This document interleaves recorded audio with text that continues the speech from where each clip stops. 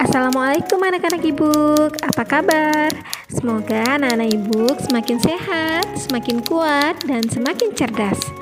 Pada kesempatan kali ini, kita akan membahas tentang muatan IPA, yaitu tentang adaptasi atau penyesuaian tumbuhan terhadap lingkungannya.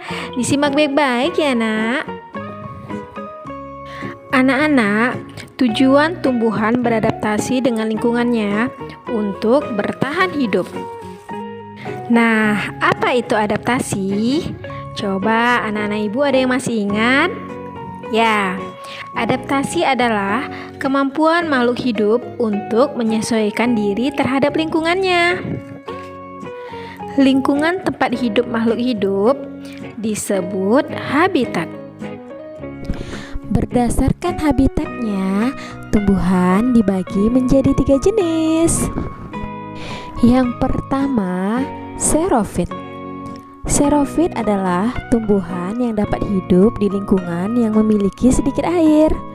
Contohnya kurma, lidah buaya, dan kaktus.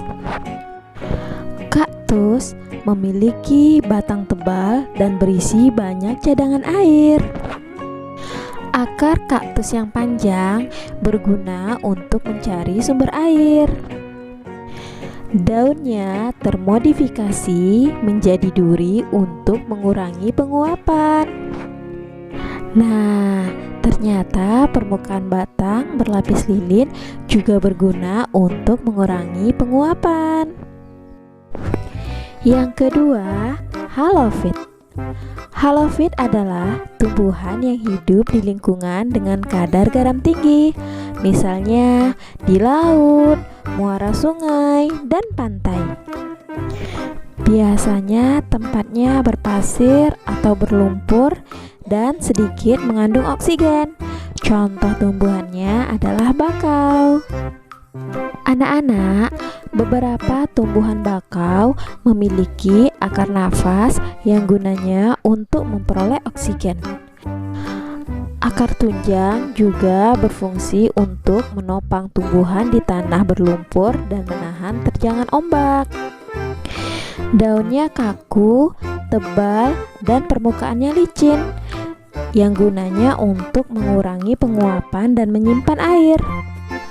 Bagian bawah daun bakau memiliki kelenjar untuk mengeluarkan kelebihan garam. Yang ketiga, hidrofit. Hidrofit adalah tumbuhan yang dapat hidup di lingkungan air. Contohnya teratai dan enceng gondok.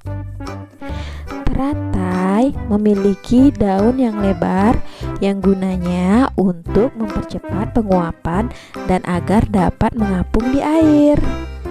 Daun teratai ternyata juga berlapis zat lilin loh anak-anak, yang gunanya agar daunnya tadi tidak membusuk. Enceng gondok memiliki pangkal tangkai daun yang berongga yang gunanya untuk dapat mengapung di permukaan air. Akarnya yang lebat berfungsi untuk menjaga keseimbangan agar tidak terbalik. Yang keempat, higrofit. Higrofit adalah tumbuhan yang dapat hidup di lingkungan lembab. Contohnya tumbuhan begonia dan tumbuhan paku.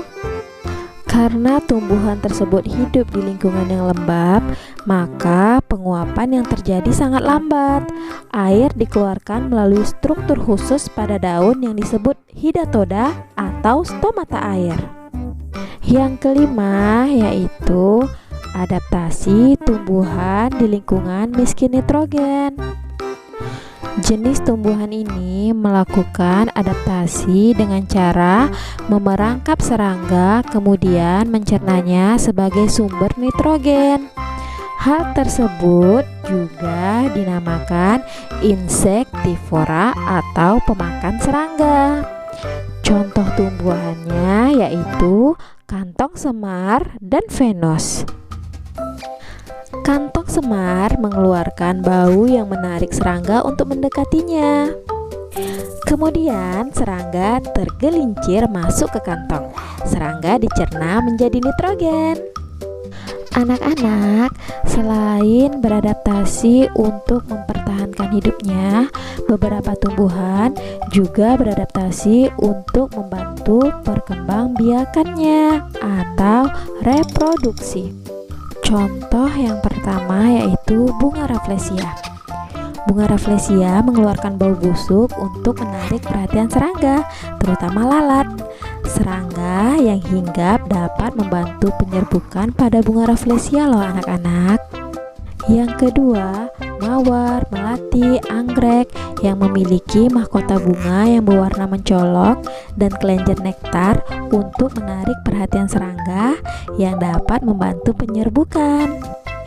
Yang ketiga, bunga dandelion. Benih bunga dandelion memiliki serabut halus yang mudah terbawa angin dan jatuh di tempat yang baru, kemudian tumbuh. Nah, itu tadi beberapa penjelasan tentang adaptasi atau penyesuaian diri tumbuhan terhadap lingkungannya. Semoga bermanfaat dan sampai jumpa di video pembelajaran e-book selanjutnya. Wassalamualaikum warahmatullahi wabarakatuh.